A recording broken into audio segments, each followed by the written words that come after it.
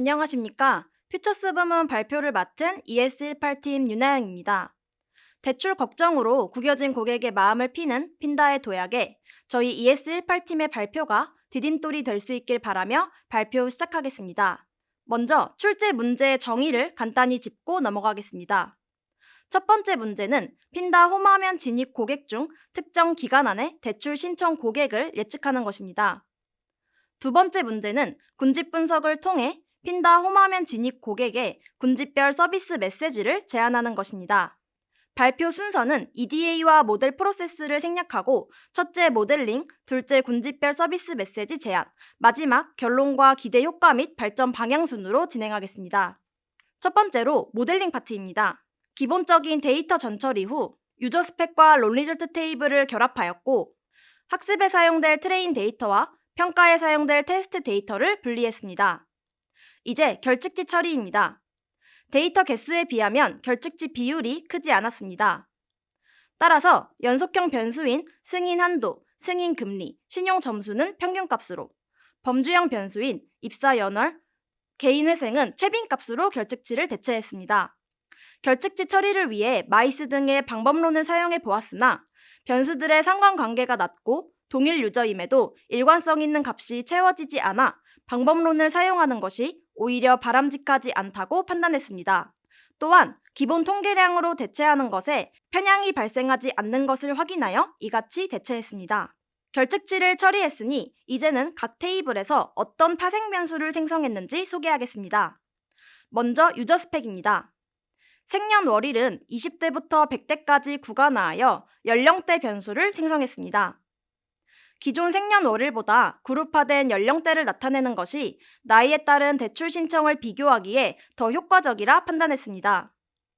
입사 연월은 생성 일시와의 차이를 통해 월 단위 경력 변수를 생성했습니다.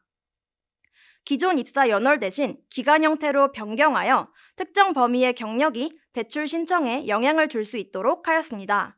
다음은 론리절트입니다. 한도 조회를 하면 승인 가능한 대출 상품 리스트가 나열됩니다. 저희는 여기서 한도는 높은 순으로 1등, 금리는 낮은 순으로 1등, 이렇게 등수를 부여하여 승인 한도 등수와 승인 금리 등수 변수를 생성했습니다. 물론 등수는 신청서 번호별로 부여된 것입니다.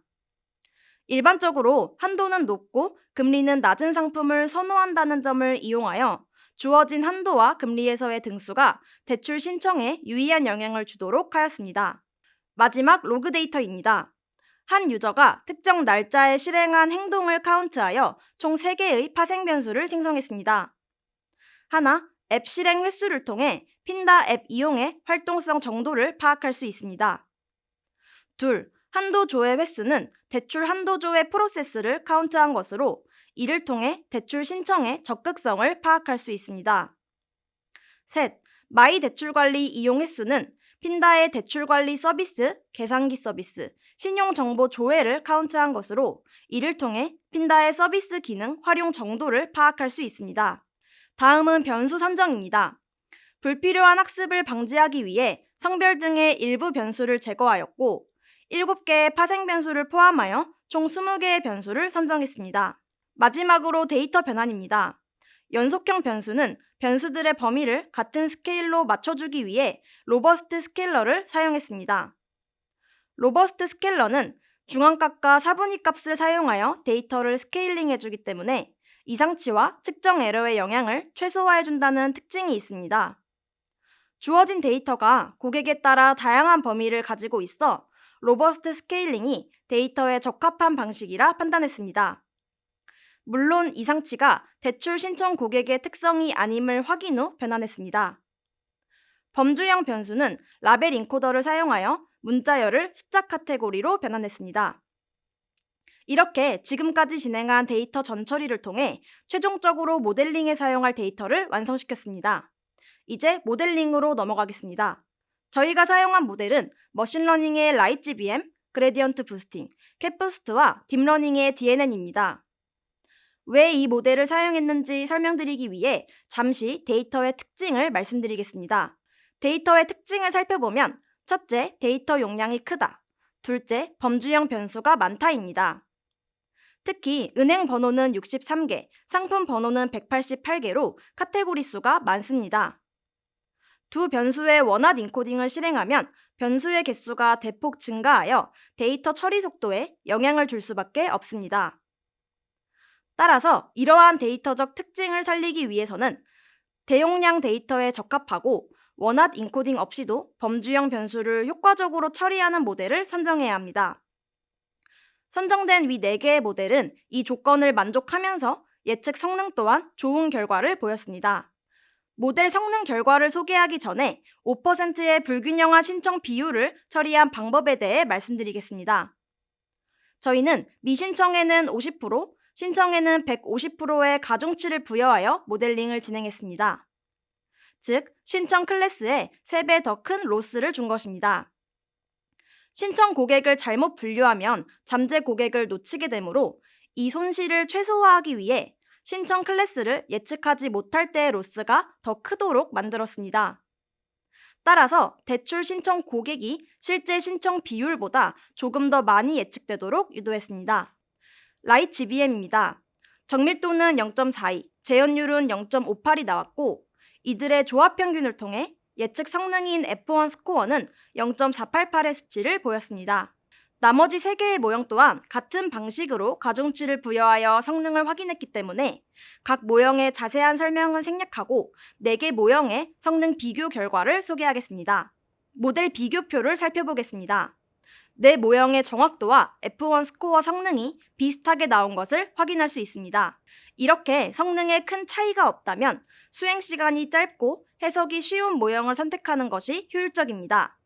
따라서 저희는 라이트 GBM을 최종 모형으로 선택했습니다. 주어진 데이터가 3개월 뿐인데도 LGBM을 제외한 나머지 모형은 2시간 이상의 학습 시간이 소요된 반면 LGBM은 10분 이하의 짧은 수행 시간을 보였습니다. 추후 핀다 측에서 더 많은 기간의 데이터와 고객 정보의 학습을 고려한다면 LGBM은 4 모형 중 가장 적합한 모형이라고 할 수 있습니다. 결론적으로 최종 모델로 선정된 라이트 GBM의 F1 스코어는 0.4882가 나왔고 7.9%를 대출 신청 고객으로 예측했습니다. 마지막으로 최종 모델의 변수 중요도입니다. 샵 서머리 플랫을 그려본 결과 가장 높은 중요도를 보인 탑5 변수는 승인 금리 등수, 승인 한도 등수, 상품 번호, 앱 실행 횟수, 신용 점수입니다. 이 중 승인 금리 등수와 승인 한도 등수는 다른 변수에 비해서도 월등히 높은 중요도를 보였습니다. 이를 통해 고객들의 대출 신청 결정에는 금리와 한도의 절대적인 값보다 상대적인 순서가 더 중요한 영향을 미친다는 것을 알 수 있습니다. 세 번째로 높은 중요도를 보인 변수는 상품 번호입니다. 이는 고객들이 선호하는 특정 상품이 존재한다는 의미로 대출 신청 경향이 높은 상품과 낮은 상품이 뚜렷하게 구분된다는 것을 알 수 있습니다. 마지막으로 앱 실행 횟수와 신용 점수의 경우 핀다 앱에 많이 접속할수록 신용 점수는 낮을수록 대출 신청 경향이 증가했습니다. 지금까지 데이터 처리, 모델링 과정, 그리고 최종 모형의 변수 중요도 해석까지 진행하여 모델링을 모두 마쳤습니다. 두 번째로 군집별 서비스 메시지 제안입니다. 저희가 사용한 군집 분석 방법은 K-민즈 클러스터링입니다. 저희는 대출을 신청한 고객과 신청하지 않은 고객을 나누어 각각 군집 분석을 진행했습니다. 두 고객은 핀다를 이용하는 목적과 행동 양상에 차이를 보일 것이기 때문에 모든 고객을 군집 분석하는 것보다 더 효과적일 것이라 판단했습니다. 먼저 신청 고객 군집 분석입니다. 신청 고객은 핀다에서의 대출 신청 이력이 한 번이라도 존재하는 고객을 기준으로 선정했습니다. 군집 분석에 사용된 변수와 선택 기준에 대해 간략히 말씀드리겠습니다. 첫 번째 변수는 등급화된 신용 점수로 신용 등급은 한도조회 결과에 중요하게 작용합니다.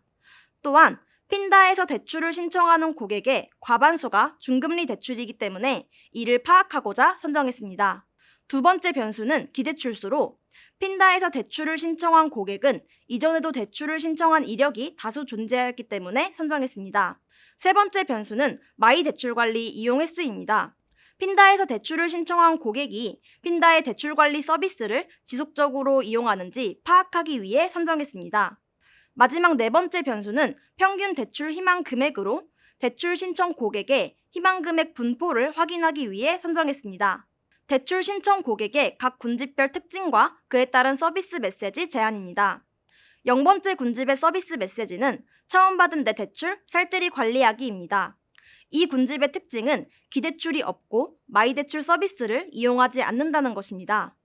기대출이 없지만 대출 신청 고객이기 때문에 핀다를 통해 첫 대출을 받았음을 짐작할 수 있습니다. 따라서 첫 대출 신청과 함께 핀다에서의 대출 관리까지 유도하는 메시지를 구상했습니다. 지금까지 대출 신청 고객의 군집 분석이었다면 이제는 대출 미신청 고객의 군집 분석입니다. 미신청 고객은 대출을 신청하지 않은, 즉 타겟 변수가 0이라는 점을 아는 고객 이외에도 한도 조회를 하지 않은 고객까지 모두 포함하였습니다. 대출 미신청이 파악 가능한 고객은 한도 조회까지는 이어졌으나 원하는 대출 상품이 없어 신청으로 이어지지 못한 고객입니다. 이 경우 고객이 중저신용자이거나 연봉이 낮을 것으로 판단하여 신용 점수와 연소득을 변수로 선정했습니다. 한도 조회를 하지 않은 고객은 기대출 관리, 신용 확인 등을 목적으로 핀다를 사용하는 고객입니다. 따라서 기대출수와 대출 관리 서비스 행동 횟수를 변수로 선정하여 대출 관리를 목적으로 핀다를 이용하는 고객과 대출 신청을 목적으로 핀다를 이용하는 고객을 군집화하고자 하였습니다. 대출 미신청 고객의 군집별 특징과 서비스 메시지는 신청 고객과 마찬가지로 하나의 예시 군집만 설명드리겠습니다.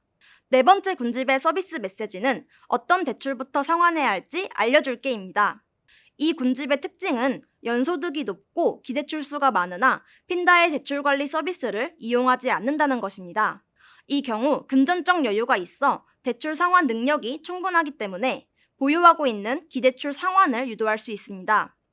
여윳돈 계산기를 통해 어떤 대출부터 상환해야 이자를 크게 절감할 수 있는지 알려준다면 핀다의 대출 관리 서비스를 고객 상황에 맞게 활용할 수 있게 됩니다. 지금까지 모델링과 군집 분석을 모두 마쳤습니다. 이제부터 최종 결론을 말씀드리겠습니다. 모델링 결과 최종 모형은 라이트 GBM이 선정되었고 중요 변수로는 승인 금리 등수, 승인 한도 등수, 상품 번호가 꼽혔습니다. 군집 분석은 신청 고객 4군집, 미신청 고객 5군집, 총 9군집으로 세분화된 군집 분석을 실시했습니다. 오른쪽은 군집 분석 기반 서비스 메시지를 실제 핀다 어플에 적용하였을 경우 예시 화면을 만들어 본 결과입니다. 이제 마지막으로 저희 분석의 기대 효과 및 발전 방향을 말씀드리겠습니다.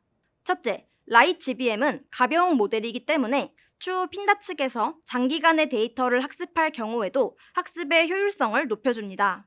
둘째, 중요 변수로 꼽힌 상품 번호는 핀다 추천 상품 순위라는 옵션 버튼으로 활용할 수 있습니다.